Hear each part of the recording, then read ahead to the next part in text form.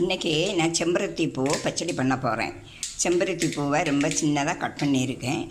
அப்புறமா பெரிய வெங்காயத்தையும் ரொம்ப பொருசாக கட் பண்ணியிருக்கேன். பின்ன மாங்காய் புளிக்கு பகரம் அதையும் ரொம்ப பொடுசாக நறுக்கியிருக்கேன். 2 பச்சை மிளகாய்.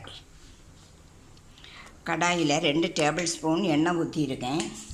எண்ணெய் சூடாயிடுச்சு. கடுகு, கறிவேப்பிலை, காயத்தூள்,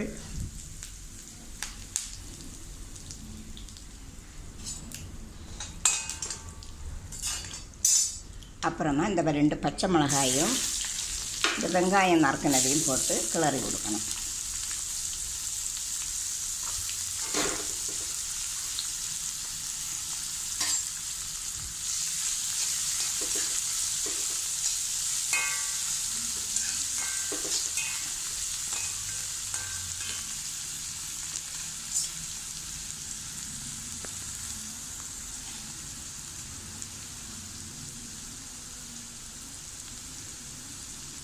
அப்புறமா இந்த மாங்காய் கட் பண்ணி வச்சுருக்கிறதையும் அதில் போடணும்.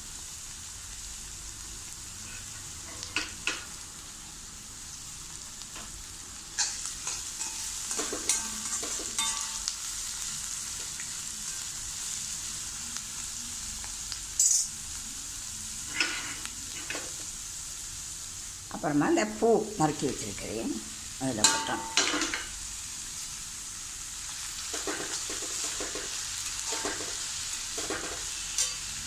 இது நல்ல வசங்கட்டும். நல்ல வதங்கிடுச்சு. இனி அதில் 1 டீஸ்பூன் மஞ்சள் தூள்,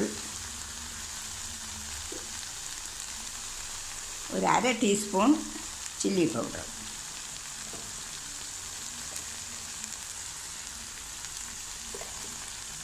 போட்டு நல்ல கிளறி கொடுத்து கொஞ்சம் தண்ணியும் ஊற்றி மூடி வச்சு வேக விடணும்.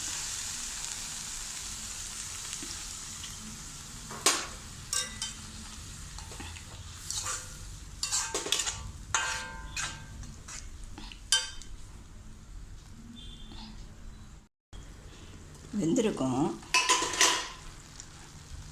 இந்த மாங்காய்க்கு புளிப்பு ரொம்ப குறைவாக இருக்குது. அதனால் கொஞ்சம் புளி கலக்கி விடுவேன்.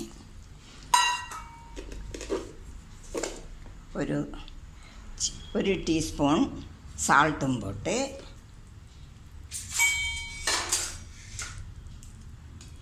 நல்லா கிளறி கொடுக்கணும்.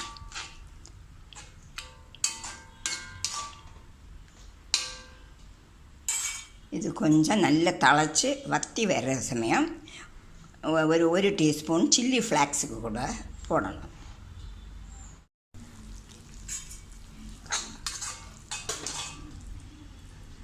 நல்லா வெந்துடுச்சு.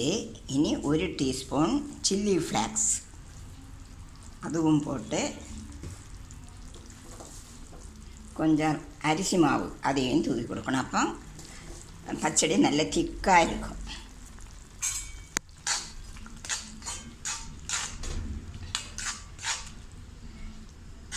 சால்ட்டு புளி எல்லாம் சரியாக இருக்கான்னு பார்த்துக்கணும்.